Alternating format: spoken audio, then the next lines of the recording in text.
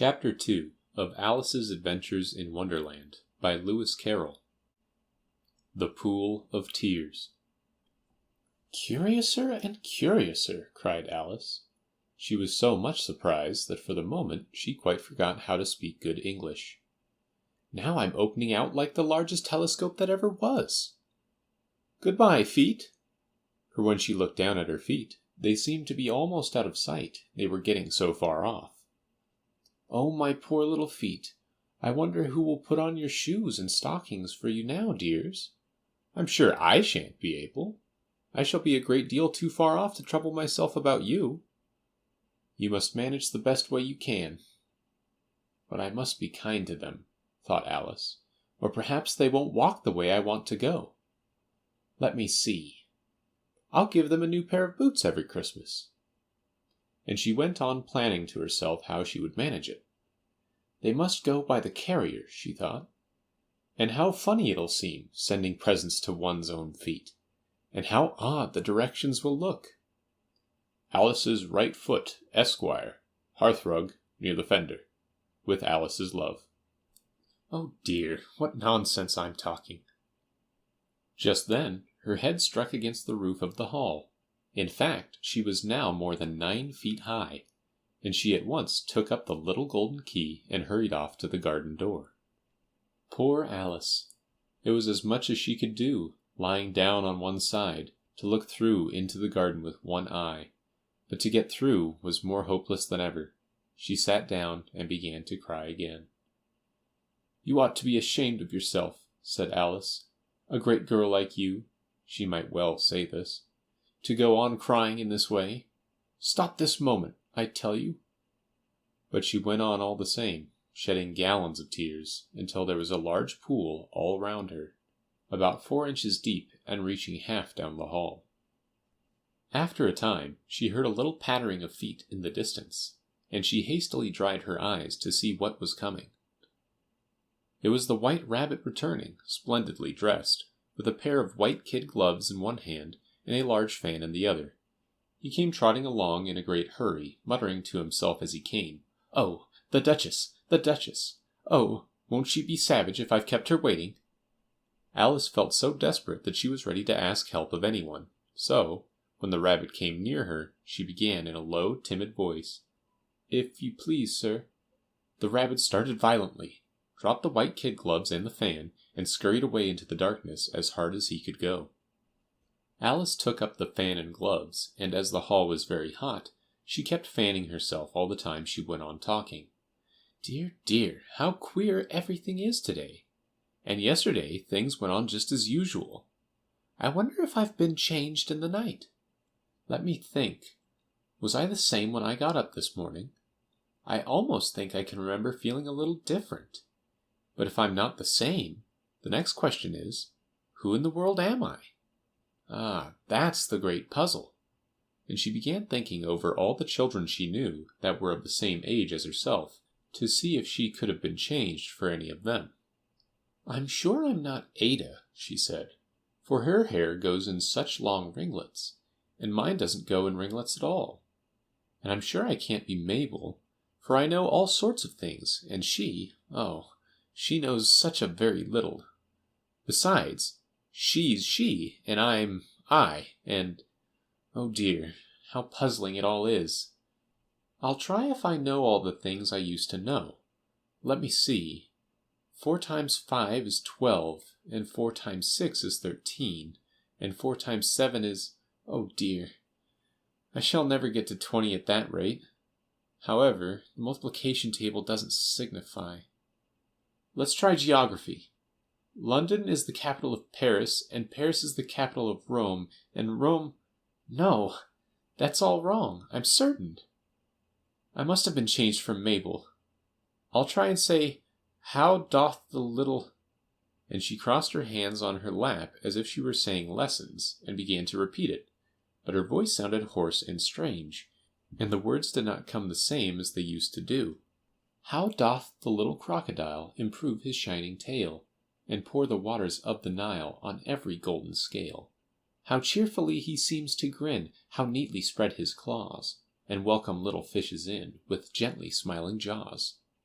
I'm sure those are not the right words, said poor Alice, and her eyes filled with tears again as she went on. I must be Mabel after all, and I shall have to go and live in that poky little house, and have next to no toys to play with, and oh, ever so many lessons to learn. No, I've made up my mind about it. If I'm Mabel, I'll stay down here. It'll be no use their putting their heads down and saying, "Come up again, dear." I shall only look up and say, "Who am I then? Tell me that first, and then, if I like being that person, I'll come up. If not, I'll stay down here till I'm somebody else." But, oh dear, cried Alice with a sudden burst of tears, I do wish they would put their heads down. I'm so very tired of being all alone here. As she said this, she looked down at her hands, and was surprised to see that she had put on one of the rabbit's little white kid gloves while she was talking. How can I have done that? She thought. I must be growing small again. She got up and went to the table to measure herself by it, and found that, as nearly as she could guess, she was now about 2 feet high, and was going on shrinking rapidly. She soon found out that the cause of this was the fan she was holding, and she dropped it hastily, just in time to avoid shrinking away altogether. That was a narrow escape, said Alice, a good deal frightened at the sudden change, but very glad to find herself still in existence. And now for the garden. And she ran with all speed back to the little door, but alas, the little door was shut again, and the little golden key was lying on the glass table as before. And things are worse than ever, thought the poor child, for I never was so small as this before, never, and I declare it's too bad, that it is. As she said these words, her foot slipped, and in another moment, splash! She was up to her chin in salt water. Her first idea was that she had somehow fallen into the sea. And in that case, I can go back by railway, she said to herself. Alice had been to the seaside once in her life, and had come to the general conclusion that wherever you go to on the English coast, you find a number of bathing machines in the sea, some children digging in the sand with wooden spades, then a row of lodging houses, and behind them a railway station. However, she soon made out that she was in the pool of tears which she had wept when she was 9 feet high. I wish I hadn't cried so much, said Alice as she swam about trying to find her way out. I shall be punished for it now, I suppose, by being drowned in my own tears. That will be a queer thing, to be sure. However, everything is queer today. Just then she heard something splashing about in the pool a little way off, and she swam nearer to make out what it was. At first she thought it must be a walrus or hippopotamus, but then she remembered how small she was now, and she soon made out that it was only a mouse that had slipped in like herself. Would it be of any use now, thought Alice, to speak to this mouse? Everything is so out of the way down here that I should think very likely it can talk. At any rate, there's no harm in trying. So she began. Oh, Mouse, do you know the way out of this pool? I am very tired of swimming about here, oh, Mouse. Alice thought this must be the right way of speaking to a mouse. She had never done such a thing before, but she remembered having seen in her brother's Latin grammar, a mouse, of a mouse, to a mouse, o mouse. The mouse looked at her rather inquisitively, and seemed to her to wink with one of its little eyes, but it said nothing. Perhaps it doesn't understand English, thought Alice. I dare say it's a French mouse, come over with William the Conqueror. For with all her knowledge of history, Alice had no very clear notion how long ago anything had happened. So she began again, Où est Machette? Which was the first sentence in her French lesson book. The mouse gave a sudden leap out of the water, and seemed to quiver all over with fright. Oh, I beg your pardon, cried Alice hastily, afraid that she had hurt the poor animal's feelings. I quite forgot you didn't like cats. Not like cats? Cried the mouse, in a shrill, passionate voice. Would you like cats if you were me? Well, perhaps not, said Alice in a soothing tone. Don't be angry about it. And yet I wish I could show you our cat Dinah. I think you'd take a fancy to cats if you could only see her. She is such a dear, quiet thing. Alice went on, half to herself, as she swam lazily about in the pool. And she sits purring so nicely by the fire, licking her paws and washing her face, and she is such a nice soft thing to nurse. And she's such a capital one for catching mice. Oh, I beg your pardon, cried Alice again, for this time the mouse was bristling all over, and she felt certain it must be really offended. We won't talk about her any more if you'd rather not. We indeed, cried the mouse, who was trembling down to the end of his tail. As if I would talk on such a subject. Our family always hated cats. Nasty, low, vulgar things.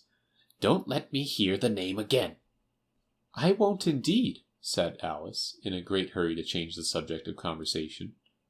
Are you fond of dogs? The mouse did not answer, so Alice went on eagerly. There is such a nice little dog near our house. I should like to show you. A little bright-eyed terrier, you know, with, such long curly brown hair. And it'll fetch things when you throw them, and it'll sit up and beg for its dinner, and all sorts of things. I can't remember half of them. And it belongs to a farmer, you know, and he says it's so useful. It's worth 100 pounds. He says it kills all the rats and... Oh, dear, cried Alice in a sorrowful tone. I'm afraid I've offended it again. For the mouse was swimming away from her as hard as it could go, and making quite a commotion in the pool as it went. So she called softly after it. Mouse, dear, do come back again, and we won't talk about cats or dogs either, if you don't like them. When the mouse heard this, it turned round and swam slowly back to her. Its face was quite pale, with passion, Alice thought, and it said in a low, trembling voice, Let us get to the shore, and then I'll tell you my history, and you'll understand why it is I hate cats and dogs. It was high time to go, for the pool was getting quite crowded with the birds and animals that had fallen into it. There were a duck and a dodo, a lory and an eaglet, and several other curious creatures. Alice led the way, and the whole party swam to the shore.